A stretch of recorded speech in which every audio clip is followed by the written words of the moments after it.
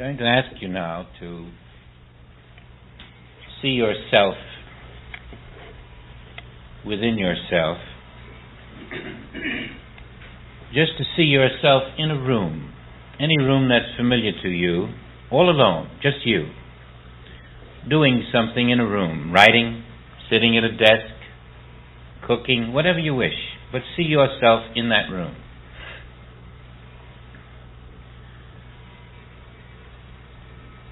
And now let's accept temporarily the discovery of science that man is made of atoms and that this world is made of atoms. And now translate this view of yourself in that room so that you see yourself not as a physical being but as a configuration of atoms. And see everything else in that room as made of atoms, so that there is no physical self there, no material forms there,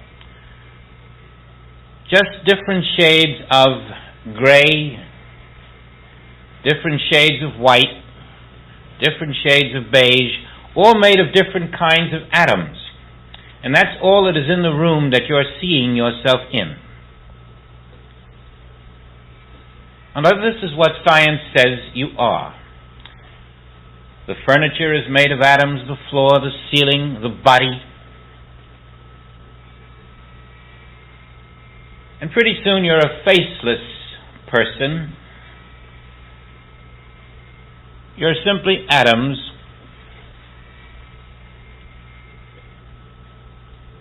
And now, what is going to make you function?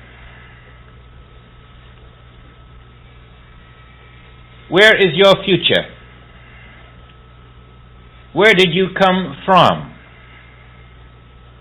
What is the source of these atoms that are you, according to the best minds of science? Where is this going to lead you? Now, the surprising thing is that science cannot tell us the source of the atoms that comprise this world. And so we have atoms without a source, and that makes you might say, illegitimate. You have no source. You simply are there as atoms.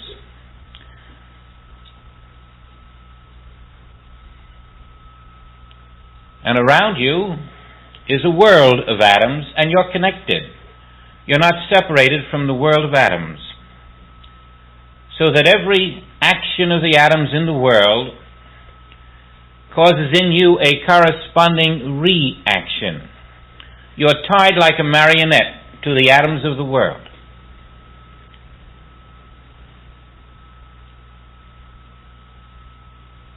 You have no control over yourself or your destiny. You don't know where tomorrow is coming from, because whatever moves in the world of atoms will move through you, eliciting a response from you.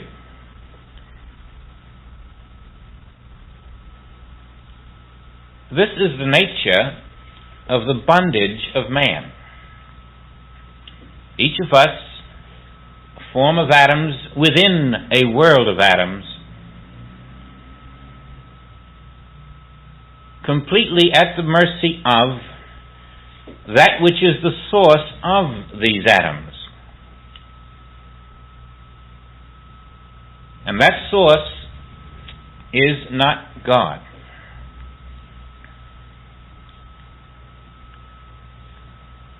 The Master therefore called this the sleep.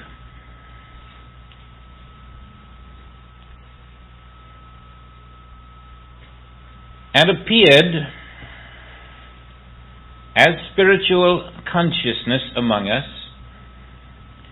to show us what to do to step out of a false world of atoms, in which we are empowered by forces we cannot see, into acts we cannot prevent, always at the mercy of that which is beyond our level of understanding. So that if in the atoms in the center part of our form, there is a diagnosis called cancer. Somebody comes along and cuts into those atoms to take out that which is called cancer. And science now then contradicts its own diagnosis that we are made of atoms and now prepares to operate on atoms, and you can see how ridiculous this is. You can see that no matter what you cut out of those atoms in a form, it is still at the mercy of the rest of the world of atoms, which is forcing its way into that form, and you're never getting at a cause. You're always treating an effect. And ultimately, this same form of atoms, moving through time, receives more impulses from other atoms. It becomes thinner or fatter, bigger or smaller, always older. And ultimately it passes out of the picture. And eventually another little form of atoms begins, and it has a new name, your reincarnated self. And you begin the parade again. Always tomorrow brings into today some more atoms, and your body gets a little bigger. And you're said to grow. And your brain receives an impulse of atoms, and you have sensation. And your complete understanding is based upon not the intelligence of the Father in you, but the sensations of atom meeting atom. The sleep continues. Now you take an individual like that, and you make him President of the United States. You take another one, and you make him the Premier of Russia. And you take another one, and you make her the Queen of England. But what have you got? You've still got bodies of atoms. And you can make leaders all over the world, but according to science, they are still bodies of atoms. And bodies of atoms have no free will. All they can do is to move about within the world of atoms. And so the illusion of free will, movement wherever they wish, is all within this atomic world. And you know by now that this atomic world is not your Father's kingdom. This world of atoms and those atomic forms in them called people represent a state of bondage, a sort of in-between world, between the kingdom of God and the outer visible physical world. Now look at yourself again as a form of invisible atoms, and you will see that you are acted upon day in and day out by invisible forces that are beyond your level of understanding or perception. There's really nothing you can do but react.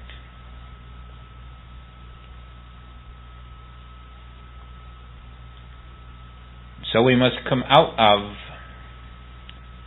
the belief that God is in these forms. God is not in the atom. Behind it, above it, even more invisible than the atom itself, is the true self. And this mist of atoms, which is mentioned in the second book of Genesis, this is the mist. These invisible atoms, which are the sum and substance of everything around us, the air. Invisible, but what is it? Hydrogen atoms, oxygen atoms, nitrogen atoms, atoms that never are separated from each other. And so your breathing atoms with organs that are made of atoms. Your heartbeat is a movement of atoms.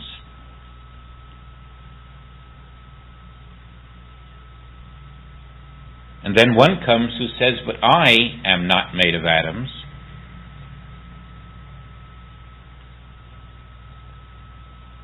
I'm not subject to the laws of atoms. You can't put a match to me and burn me. You can't fissionize the atoms,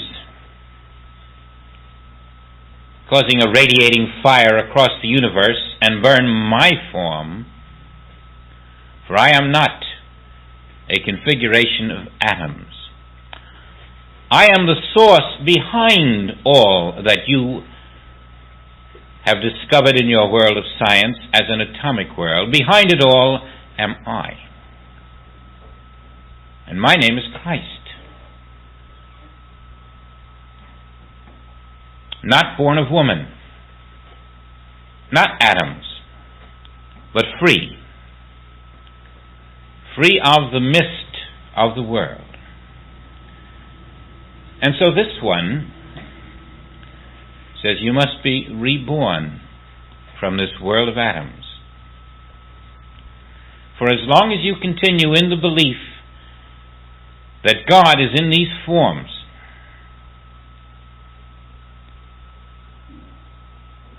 you will come to that point where the form, in its death,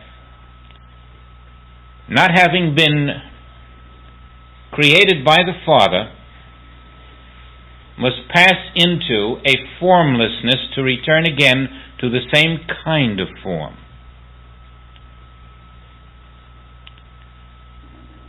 And so on earth there is a Christ in the form of Jesus.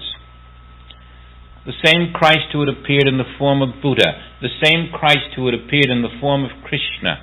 The same Christ who has appeared in all who are illumined. And this Christ in the form of Jesus trains a few disciples and then says, I must leave you now, and departs. This is not a form of atoms, and the disciples are trained that they are not a form of atoms. And across the earth there is a morning light called prophets.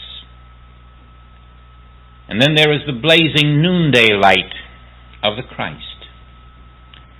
And then there is the evening light of the disciples and the apostles, all bringing light to the darkness of man who is in the midst of atoms. And there is a reunion behind the veil of atoms when the apostles and the disciples rejoin the Master. And this is the 1,000-year period when Satan is bound on earth. Now, as the disciples are trained, they leave their concept of a body of flesh made of atoms, and they lose their sense of being separated from reality. As this body of atoms that we inhabit moves through time and space, it is ever seeking something outside itself. Its food is external. Its experiences are sought in the outer world. It is ever seeking God and never finding God, because there is nobody in that body of atoms. No self is in there. No life is in there. Sensation and animation have been accepted as life, and they are not. God is not in human flesh. Human flesh is made of atoms.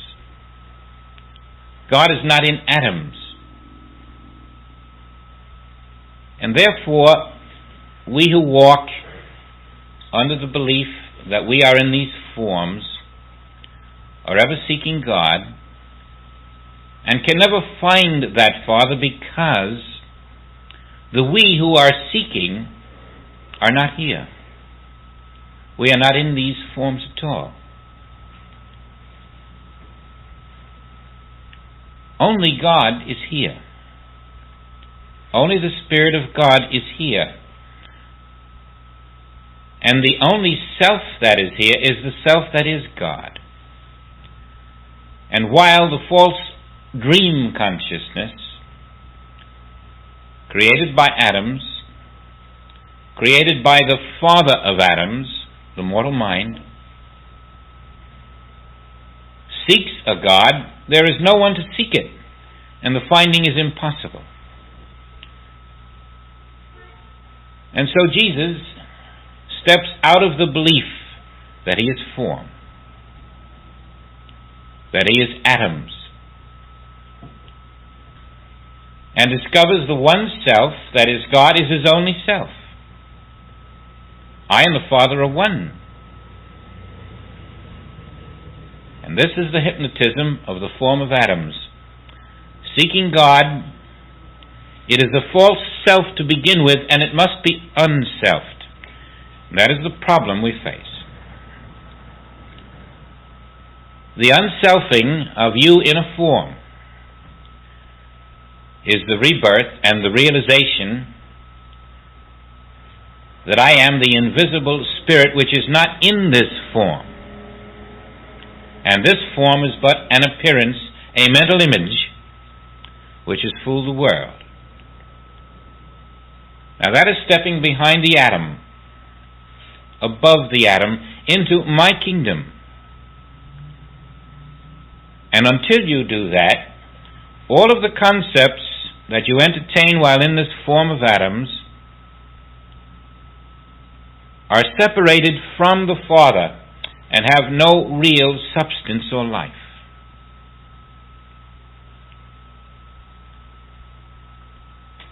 To oneself is to be reborn, regenerated, out of the belief in the mist of the world of atoms, out of the belief that God resides in a human form, out of the belief that you, being the child of God, can reside in a human form.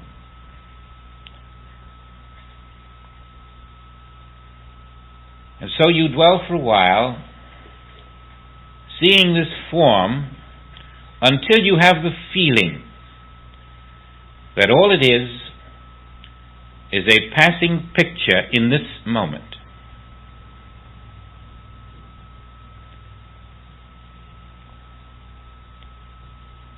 It will fool you because in the next moment it will be still there. And in every succeeding moment it will continue to be there, always slightly different. In 30 days it's a little different. In 30 years it's quite different. It's a succession of images with such lightning speed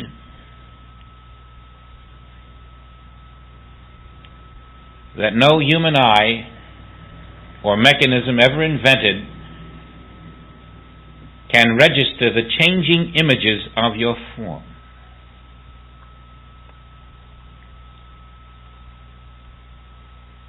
And as you become aware of these changing images that are called form,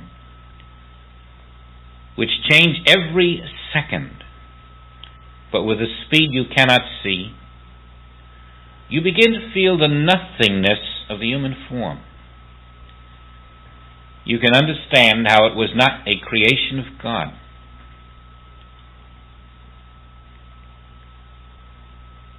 How it is simply an image in time and an image in space, passing right at this instant into yesterday, into tomorrow, becoming lost,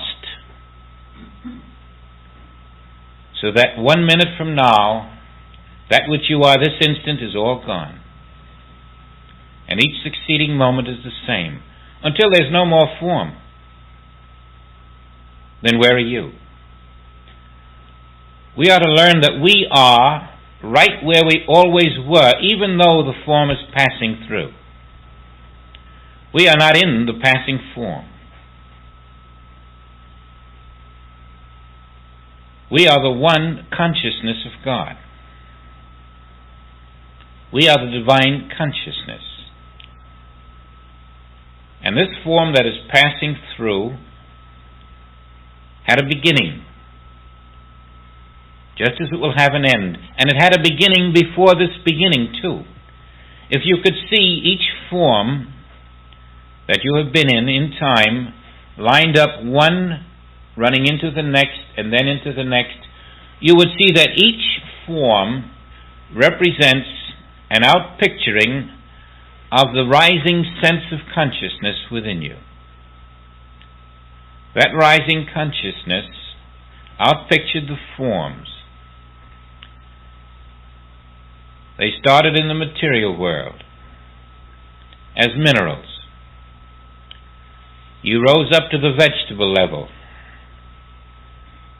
You rose up to the animal level.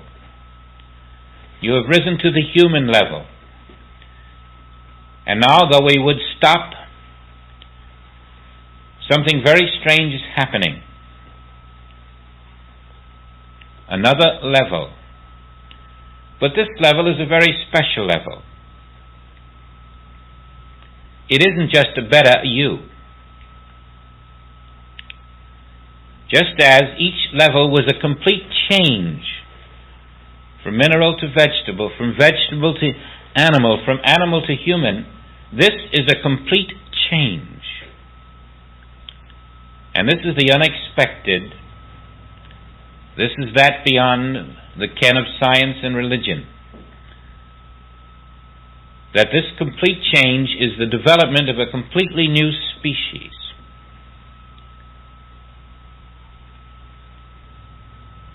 And that species, although momentarily called spiritual man, will have another name. When you are in it, momentarily we call it Christ, but it will still have another name when you are in it. This next species is the preparation you are going through at the moment. When there were 7,000 who had not bowed to Baal, that was the preliminary announcement that there are those who are withheld of this generation as seed for the next. They are called the remnant. They are those who have found the consciousness of the Spirit. It is like a fruit bush. The fruit it gives today is not all that it will give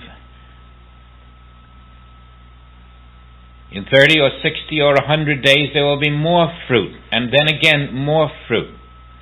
And there are those on this earth today who are the fruit of this generation, who are the 7,000 who have not bowed to Baal, who are those who will be the seed of the new species. And that is why there is an end of a world. The end of the world is the beginning of a new species, which is not human. Where did Christ Jesus go?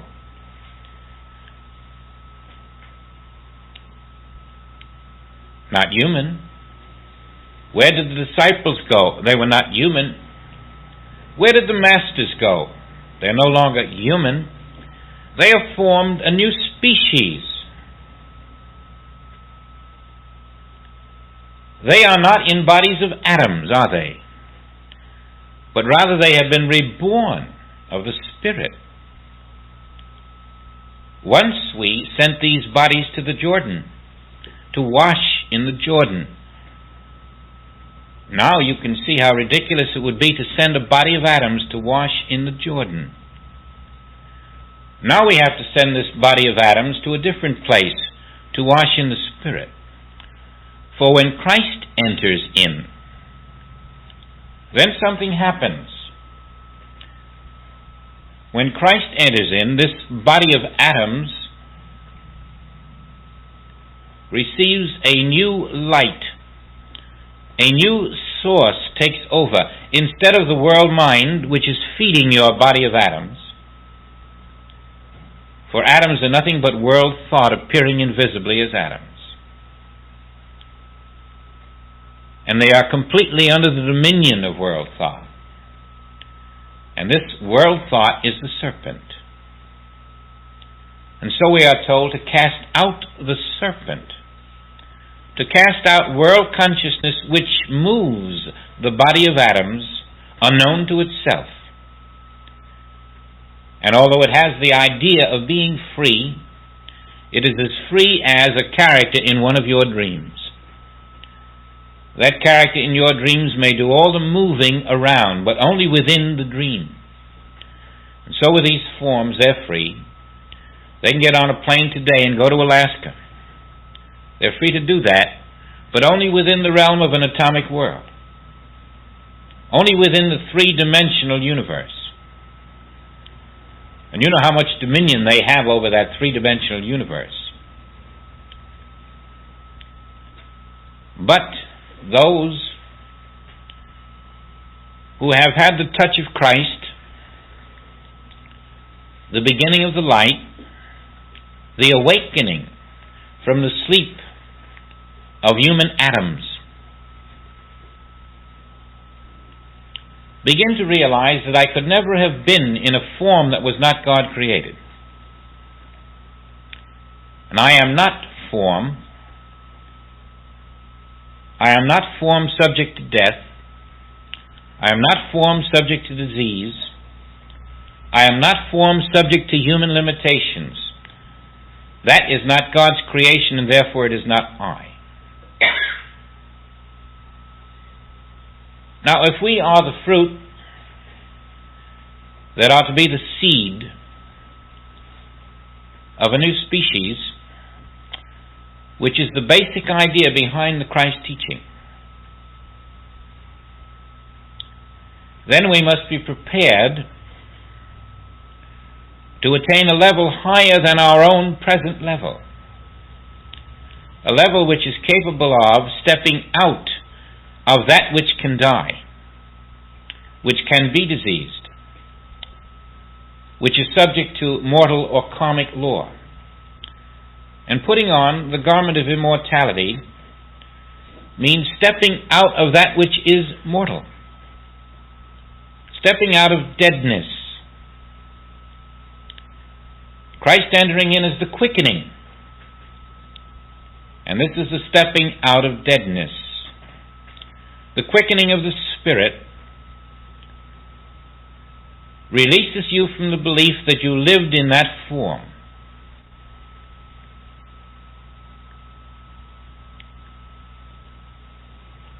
And when you are released from that belief, you no longer have to seek God.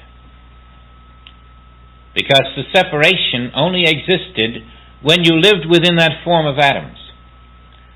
That was where the sense of separation was harbored. When you stepped out of the belief in living in that form, you found there never was a separation. The only sense of separation was when your whole focus was based upon being a body of atoms, finite, limited, dependent on outside sources. And now comes a great big word, something you may never have heard before or considered. And that word is self-existent. You are moving into a realm of self-existence. Self-existence means that you are dependent upon no thing in this world.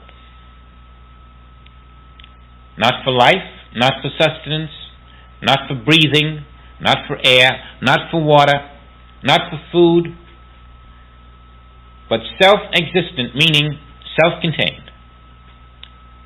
Christ is self-contained, and you can never be self-existent in a form, only outside of form. So the disciples had to wait. They were not yet self-existent. But when they were lifted up, brought behind the veil, out of the atomic mist,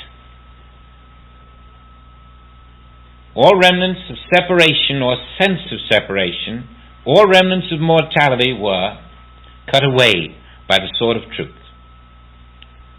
No longer were they separate individuals. No longer were they in the midst, subject to the karmic law of this world.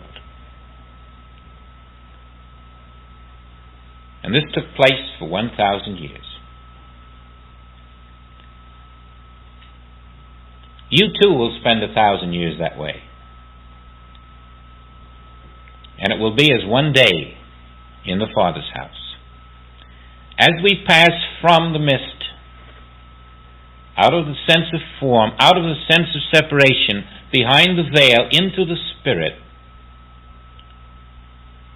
we simply become invisible to human sense. And the second coming of Christ for you will be when you do this and are received again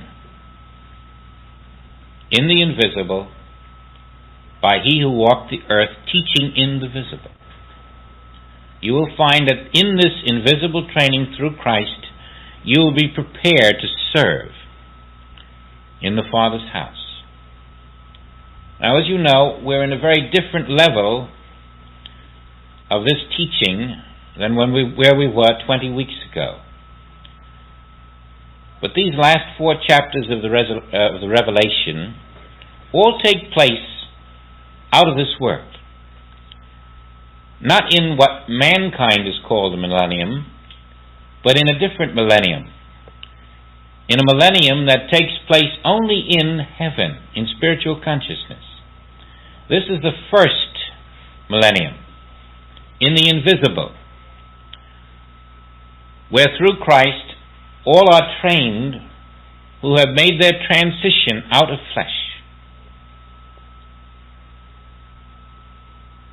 And as you remember last week, that is where the first resurrection begins.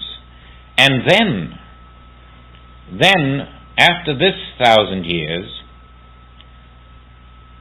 these same spirits are permitted, through their new training, their complete knowledge of the absence of separation, their total acceptance of the allness of God, to now train us who stand still in the sense of flesh,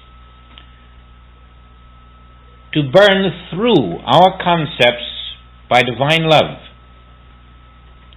that we may understand that flesh is grass, that only through the soul can God be received, to lift us out of our world of the mind into our world of the soul. And that is what you have been feeling these last years, the interactivity of those who have gone before you into the kingdom, whose influence is seeping through into your consciousness, ever burning away the remnants of material consciousness, of sensation, a false sense of self, burning away that atomic mist which alone creates the sense of separation from the one perfect self. Now you're in the mystical path, where you no longer depend on your sense mechanism to lead you to truth. You realize that all truth is beyond the reach of the 5 senses of man. You cannot marry truth with your 5 senses. And those 5 husbands, those 5 senses, must give way to one husband. That one husband becomes God. You marry God. You become the bride of the Lamb. And so all of this is part of the preparation for these last few chapters here. The capacity to feel yourself unfleshed as pure consciousness, unconfined, living in the Father living in you. We must go through this complete purification in order for the Spirit to descend, to lift us, to guide us, to feed us, to teach us, to awaken us, to open our eyes to the kingdom of heaven on earth.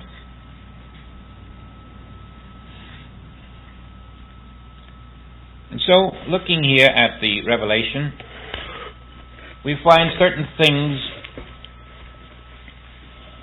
which are slightly beyond the normal religious teachings.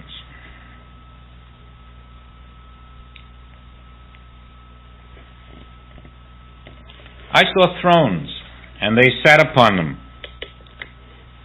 and judgment was given unto them. And I saw the souls of them that were beheaded for the witness of Jesus, and for the word of God, and which had not worshipped the beast, neither his image, neither had received his mark upon their foreheads or in their hands, and they lived and reigned with Christ 1,000 years. Now the souls beheaded for Christ, beheaded for a witness of Jesus, are those who had maintained an integrity toward truth, and thus, having discovered they were not bodies of atoms, they were not bodies of flesh, they were not living in forms, they were free, they were the child of God, they were pure spirit, they were completely under the government of God, they were not subject to karmic law, they refused to harbor the belief in a material self, they gave no power to matter or mortality. And so these are called souls beheaded as a witness to Jesus. And so, not having the belief in matter or mortality, they did not have the mark of the beast in their forehead or their hands. And in this consciousness now John sees them. John sees them behind the veil, learning from the Christ that there has never been a separation from God. They are learning that God is truly all there is. This little body of atoms doesn't believe God is all there is. He believes in every windstorm that rises, in every germ that invades the human skeleton. But these behind the veil, having made transition through fidelity to Christ, learning to be teachers, are long past the belief that there can be a separation from God. And knowing that, they know, as we are one with the Father and can never be less, always the power of the Father is in the midst of us. The wisdom of the Father is in the midst of us. Every error that occurs, every error, without exception, that occurs must be a lie, because God never being separate from yourself, there is no place where error can occur. So we learn how to become souls beheaded as a witness too. The beheading is the removal of the belief in matter, the removal of the belief in material power. And the throne is the new understanding. In your new understanding, you sit on the throne, knowing that every error is occurring only in a body of atoms. And that error is being projected by a world mind into that body of atoms, which, believing it is separate from God, is accepting the error. And this second self, this false sense of self, is both the cause and the effect of its own false belief in self. It is really a dream consciousness called a mortal being. And we are stepping out of those dream consciousnesses now. We can feel that I never was a dream consciousness. I have ever been the living child of the living Father.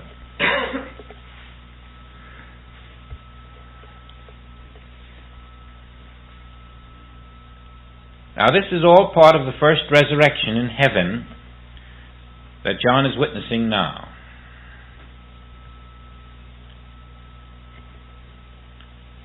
But the rest of the dead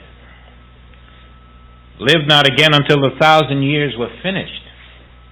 This is the first resurrection. Now we are the rest of the dead. It is only after the first 1,000 years of training behind the veil, received by those who have made transition, that the impetus and impulses of them are sent to us to redeem us. And so the first 1,000 years after Jesus were the training in heaven, and the second 1,000 years now is the training on earth from those behind the veil. And we are considered then the second. We are considered the dead, meaning we are mortal.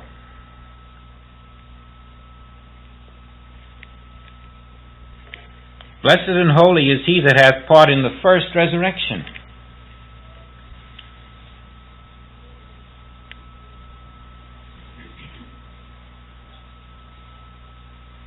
To be Christed, to accept identity, not in the form of flesh, but in the spiritual self, is the participation in the first resurrection.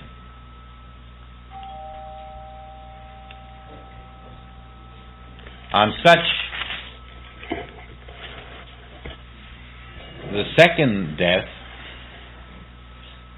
hath no power. Now that second death, which has no power on those who participate in the first resurrection, brings into mind one question. What is the first death? And what is the second death? And we find that the first death we are living now. This is it. Not awake to Christ within. We are dead to Christ. The second death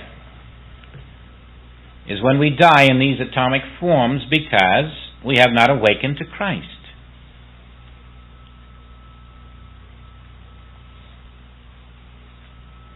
Whoever takes part in the first resurrection awakens from this first death to Christ. And him the second death does not touch. Is that clear? That the second death, which is human death, does not touch those who have awakened to Christ. Now there's more to the second death, but we'll hold that a moment.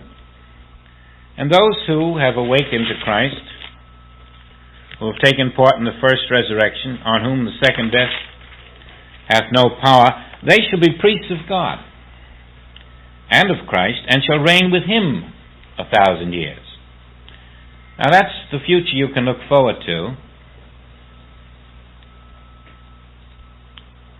A priest of God is one who receives the word of the Father, receives the light, and therefore is not in darkness.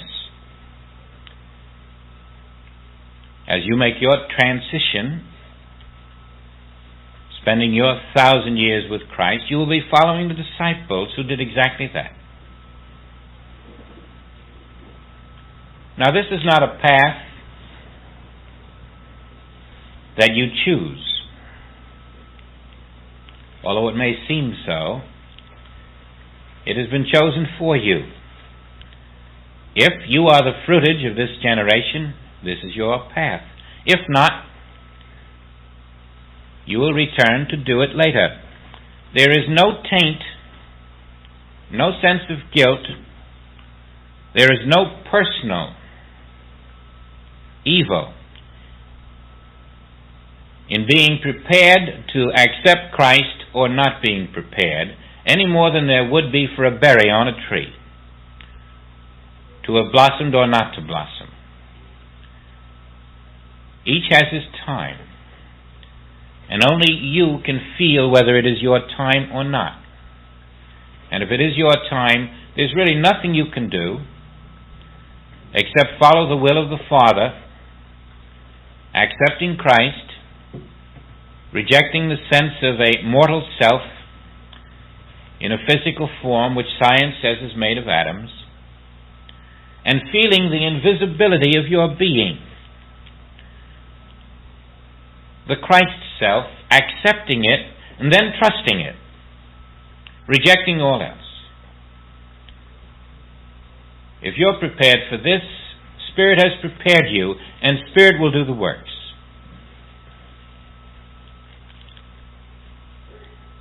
Now that's where we are at this moment. When the 1,000 years are expired, Satan shall be loosed out of his prison. Now then, as the teaching in the perfection of God behind the veil is completed, this light seeps forth into earth, and as light enters consciousness, Satan being darkness, Satan is loosed. Light in your consciousness, truth in consciousness, removes the sense of darkness, removes the sense of error, removes the sense of a self that is not the divine self.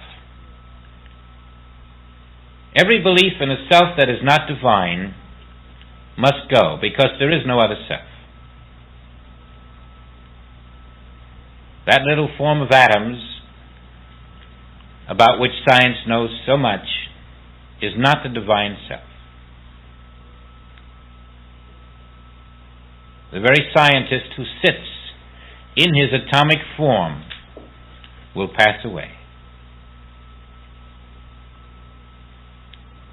Now the loosing of Satan on earth is light entering the darkness of our consciousness, and shall go out to deceive the nations which are in the four quarters of the earth, Gog and Magog, to gather them together to battle, number of whom is as the sand of the sea. The human race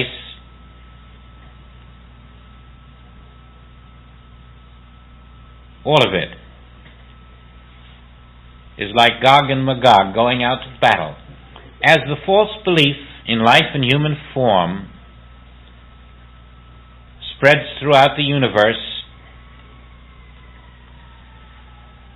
man is Gog, the Antichrist, living in the land of Magog, the belief in separation from God. And so the belief in form is the Antichrist, Gog, and from it comes its correlative belief, the belief in separation from God, because we know form is separated from God. And that's Magog. And this is what holds the earth in bondage, the belief in form and the correlative belief that because we're in form we are separated from God. Gog and Magog holds the world in its hands, and this is the loosening of Satan on the earth, captivating every human mind, controlling every human body, so that even the scientist who knows about atoms finds that he cannot control the activity of those atoms, and he has his physical problems like the rest of the world. He too is under the prison of Gog and Magog. And they went up on the breadth of the earth, compassed the earth, the camp of the saints above, and the beloved city, and fire came down out of God from heaven and devoured them. And now the work for 1,000 years shows forth on the earth. Revelation begins again. New revelation begins. The inner truth begins to come through to those on earth. And even though belief in form and separation from God is prevalent all over the earth, here 1 out of 100, here 1 out of 100, here 1 out of 1,000, receives new revelation. The fire, the work of Spirit, permeates this consciousness of man, and suddenly Gog and Magog do not make any penetration beyond a certain level. You can stand up to form and the belief in separation from God and say, wait a minute. If God is all, this cannot be true. And your yardstick is always that. God is all. God is all. Not will be, but is, and always has been. And the hypnosis of the world begins to slide right by you, making no contact in your consciousness. Whenever you can stand in the knowledge that God is all, you are saying to Gog and Magog, here you cannot enter, because this is the consciousness of truth. And instead you are opening your consciousness to those souls that have been beheaded as a witness to Jesus, who live behind the veil right here on this earth, teaching, leavening our consciousness, opening the whole world consciousness to the new truth, the new age, the new species, the new self,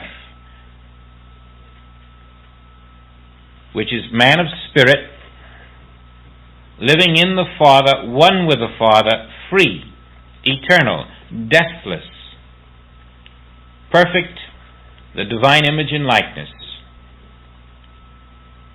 and not the human counterfeit.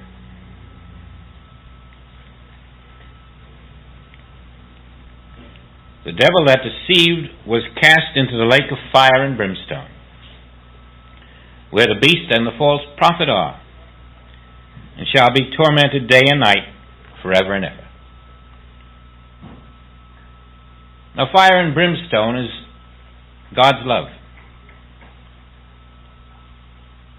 And the torment of the beast, the torment of Satan, is that when you have accepted the love of God within you, Satan has no place to hang his head. The belief in good and evil has no place in you, and that is its torment. It finds no outlet in your consciousness. I think John summed it up this way.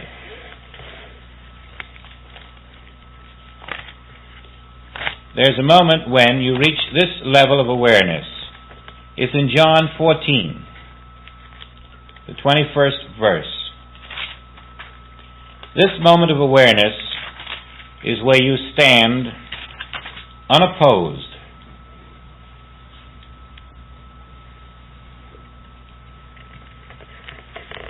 Believe me that I am in the Father, and the Father in me.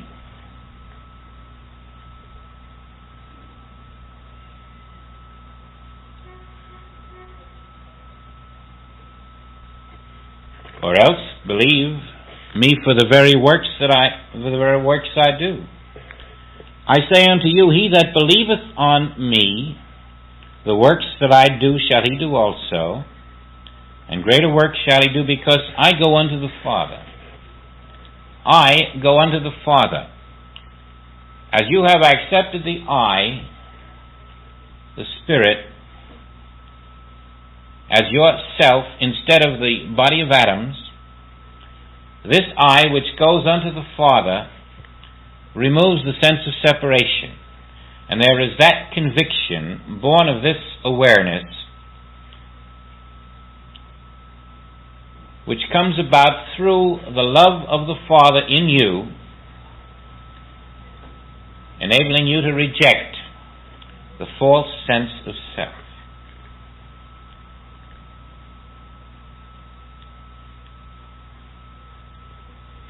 Have you found that false sense of self yet? Have you isolated it? That little wriggly serpent that gets up in the morning and decides what it has to do. You remember we worked on finding that self? Putting a saddle on it, or a lasso, or a collar, and curbing it, holding it down, collaring that false ego.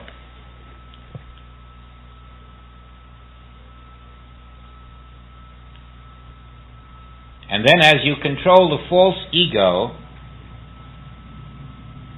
all of the world mind, which tries to force its way through as that ego, is bottlenecked. There's no place for it to go. And this is your unselfing and your rebirth. It takes a lot of consistent and determined effort to find that false sense of self and to hold it down and to not let it move out, taking your whole life in its hands and pretending that it is you.